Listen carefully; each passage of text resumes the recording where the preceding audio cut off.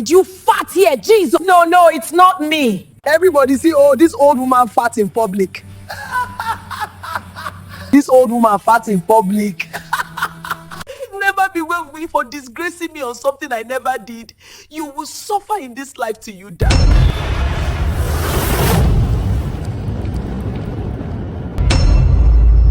In a busy Nigerian town where everybody knew everybody, there lived a young woman named Zanab.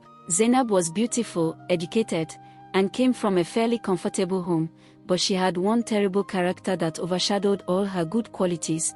She had no respect for anyone. Zanab did not care who you were. Whether you were old or young, rich or poor, educated or illiterate, she spoke to everyone anyhow. She believed respect was only meant for people she considered important, and unfortunately, almost nobody fell into that category. When elders spoke, Zanab would roll her eyes or hiss loudly. If an old man advised her, she would interrupt him rudely and say, "I beg, keep your advice. This is not your generation." To old women, she was even worse. She mocked the way they walked, laughed at their voices, and called them names behind their backs. Sometimes she did it openly without shame. People feared correcting her because she always had a sharp mouth and an insulting reply ready. But Zanab had another dangerous habit: she never accepted responsibility for her own mistakes. Whenever something went wrong, she would quickly accuse someone else. If food got burnt in the kitchen, it was the house girl. If money went missing, it was a visitor. If a rumor started,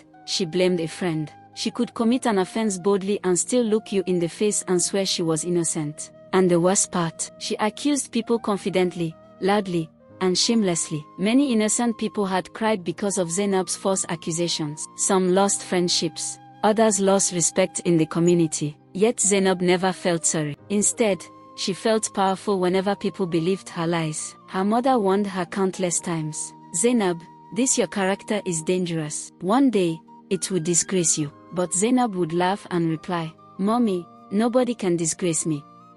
I know how to talk." One weekend, Zanab was invited to a big party.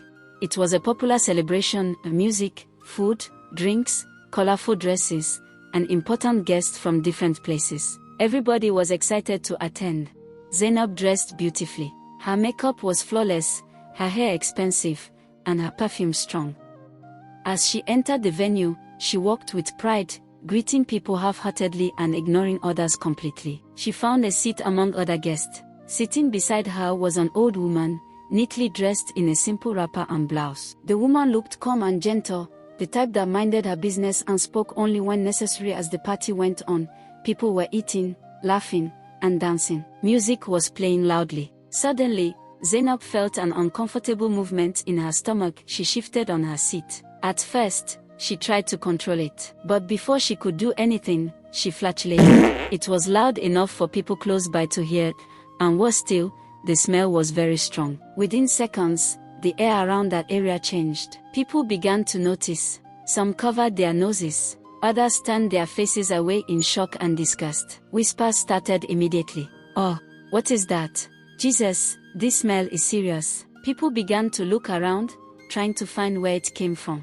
Because Zanab was seated next to the old woman, many eyes turned in their direction. Zanab panicked. Instead of staying quiet or excusing herself, her wicked habit took over.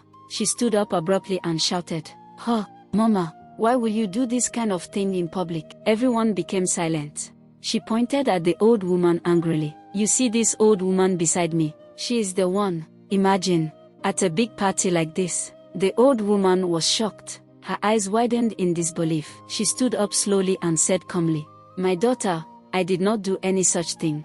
God knows my heart." But Zanab did not allow her to finish. "Oh, are you denying it now?" Zanab shouted. "Everybody saw it. Everybody smelt it. Why are you lying?" She burst into mocking laughter and continued, "Old people of nowadays, no shame again. If your stomach is disturbing you, you should stay at home." Some people started laughing. Others shook their heads. The old woman tried again, her voice shaking. "My daughter, please." "I did not." Zanab cut her off again. "Please what? Are you trying to turn me into a liar? Do I look like someone that would do such a thing?" She laughed loudly and added, "See how she is pretending innocent." Her mocking tone encouraged others. Some guests joined in the laughter. A few whispered insults. One person even joked loudly, Everybody see, oh, this old woman fat in public. and the crowd laughed harder. The old woman's eyes filled with tears. She looked around helplessly, hoping someone would defend her, but nobody did. The shame was too much. Her hands trembled as tears rolled down her cheeks. Without saying another word, the old woman covered her face, cried bitterly, and rushed out of the party. The old woman did not stop running until she got to her small, quiet house at the edge of the town. As soon as she entered, she shut the door behind her and collapsed onto the bare floor. She sat there helplessly, her wrapper loosened, her body shaking. Then she began to cry out loud. Her crying was not the type that people shed quietly. It was deep, painful, and full of sorrow. It echoed through the small room as she beat her chest and called on God. "Chai, my life," she cried. "At this age, see how I have been disgraced." Tears streamed down her wrinkled face as she remembered the laughter, the pointing fingers, and the cruel words. Her heart burned with pain and humiliation. She had attended the party with joy, not knowing shame was waiting for her. After crying for a long time, her voice suddenly changed. Pain turned into anger. She wiped her tears slowly, looked up, and spoke with bitterness in her heart. Her voice trembled, but her words were heavy. "The girl who lied against me," she said, breathing heavily. "The girl who mocked me and used me to cover her shame." She paused and sighed deeply. "I curse you." Her voice became firm. "As you accused me falsely, you will never hide your own shame again. You will flatulent in public places, not once, not twice, but always. People will notice you. People will point at you. People will laugh at you." She continued, tears still rolling. "You will suffer more shame and pain than I suffered today. And when you cry for help, nobody will be able to help you out of that situation. For disgracing me on something I never did, you will suffer in this life till you die." After saying those words, the old woman broke down again and cried until her body became weak. Life returned to normal in the town. Zanab, the disrespectful lady, continued her life as usual. She laughed, talked proudly, and felt nothing for what she had done. In her mind, the party incident was just a joke, something to laugh about with friends. She did not know that words spoken in pain can travel faster than legs. A few days later, Zanab went to a busy market. The place was crowded, traders shouting, buyers bargaining, children running around. As she stood at a stall talking, her stomach suddenly moved again. She ignored it. Then suddenly, it happened. She flatulated loudly. The sound caught attention. The smell followed immediately. People paused, heads turned. Zanab froze. Before she could speak, someone shouted, "Oh, what is that smell?" Another person covered their nose. "Madam, please move small." Zanab laughed nervously and tried to walk away. But as she took just 2 steps, it happened again. This time, louder, stronger. People started murmuring. She did it again. Is it her? Embarrassed, Zanab rushed out of the market. She thought it was just coincidence. But it did not stop. The next day, she entered a public bus. As the bus filled up and started moving, the same thing happened again. Passengers began to complain immediately. "Driver, stop this bus. Who is that?" Zanab tried to shout like before, tried to accuse someone else, but everyone was watching her. The smell followed her wherever she shifted. People pointed fingers. "Not she. Madam, calm down." She was forced to get down from the bus in shame. From that day onward, it became worse. Anywhere Zanab went, church, market, parties, meetings, the flatulence would come uncontrollably. Sometimes loud, sometimes silent but deadly. But always noticeable. She could no longer accuse anyone. People had learned. Once it happened, all eyes turned to her immediately. They laughed. They mocked. Some covered their noses dramatically. Others joked loudly. "Oh, madam, don't come again. Oh, make space. Make space." Children laughed freely. Adults whispered and shook their heads. Even those who once respected her avoided sitting near her. Her pride disappeared. Zanab stopped attending social gatherings. When she walked into a place, people slowly moved away. Some laughed before it even happened, expecting it. The mockery continued for a long time. Zanab became quiet, withdrawn, and ashamed. Her family noticed her pain and tried to help. They took her to different places. They sought solutions. They prayed. They searched. But nothing worked. No help came. And slowly, Zanab began crying all day, more than the old woman. Zanab's condition grew worse with each passing day. The shame had drained her strength, her confidence, and her joy. She barely slept. She barely ate. Most times, she sat alone, crying quietly, replaying the laughter and mockery in her head. Her family could no longer watch her suffer like that. One morning, after another night of tears, her parents decided to take her to a powerful prophet who was well known in the region. People said this prophet could see hidden things and uncover truths that human eyes could not see.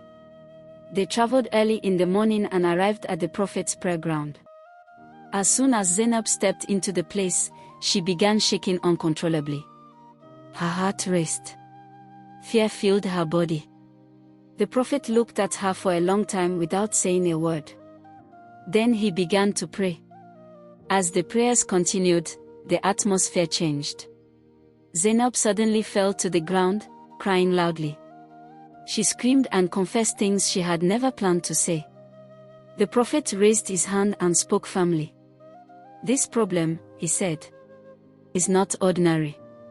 Everyone became silent. He continued. "The shame she is suffering came from a curse spoken in pain.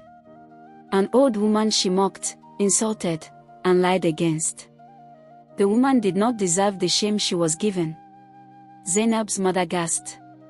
The prophet added, "Until forgiveness is received, this problem will not leave her." He then gave them a clear instruction. "Go and find the old woman. Beg her sincerely. Only then can this burden be lifted." The family began searching immediately. They went from street to street, from compound to compound. They asked neighbors, traders, and elders. But nobody knew where the old woman was. Some people said she traveled to another town. Others whispered, "I heard she relocated far away." A few even said quietly, "Maybe she is dead." Days turned into weeks. Weeks turned into months. The family did not give up. Zanab's suffering reminded them daily that time was not on their side. Finally, after long months of searching, someone recognized the description of the old woman and mentioned a distant town. The family traveled there immediately. And there, weak, older, but alive, they found her. The moment Zanab saw the old woman, she broke down completely. She fell on her knees and cried like a child. Her parents and relatives joined her, begging and pleading, "Mama, forgive us. Mama, have mercy." Zanab could barely speak through her tears. "I lied against you. I shamed you. Please forgive me." The old woman listened quietly. After a long silence, she finally spoke. "My daughter," she said calmly, "forgiveness is not cheap." She explained her condition clearly. "You must go back to the same places where you shamed me. You must tell the truth publicly. Let everyone know you were the one, not me." She continued. "When you finish doing that sincerely, I will forgive you." Zanab agreed. What followed was the most painful period of her life. Together with her family, she began visiting houses one by one, explaining what truly happened. She stood before people who once laughed at the old woman and told them the truth. She went to information centers, where announcements were made publicly. She admitted her lies with shame and tears. She even spoke on radio stations, her voice trembling as she confessed openly that she was the one who flatulated and falsely accused an innocent old woman. Every confession reopened her wounds. People listened in shock. Some felt sorry. Others shook their heads. The shame was unbearable, but she endured it until everything was done. After everything, Zanab, her family, and the old woman returned to the powerful prophet. The old woman stood before everyone and said calmly, "I forgive her." The prophet prayed again. And immediately, Zanab was healed. The uncontrollable flatulence stopped completely. But even after healing, the shame refused to leave her heart. People remembered. Whispers followed her. Eyes watched her. Zanab could not face anyone again. Days later, unable to live with the weight of what she went through, she ended her life. Zanab's story spread across the town like wildfire. People spoke about it in hushed tones, not with laughter anymore, but with fear and deep reflection. What started as pride, disrespect, and lies ended in irreversible pain. The elders used her story as a warning to the younger generation. They said, "Disrespect is a seed that always grows into shame. A lie may protect you today, but it will destroy you tomorrow." People learned that mocking the weak, insulting elders, and falsely accusing the innocent can invite consequences far greater than what the heart can bear. Words spoken in pride may sound harmless, but words spoken in pain can follow a person for a lifetime. From that day on, many changed their ways. They learned to respect others, to accept responsibility for their actions, and to fear the damage caused by lies and mockery. Because sometimes, the shame you give to others may return to you multiplied. And when it does, no wealth, no family name, and no human help may be enough to save you. Respect everyone. Speak the truth. Because character is destiny. The end. Tales by NB.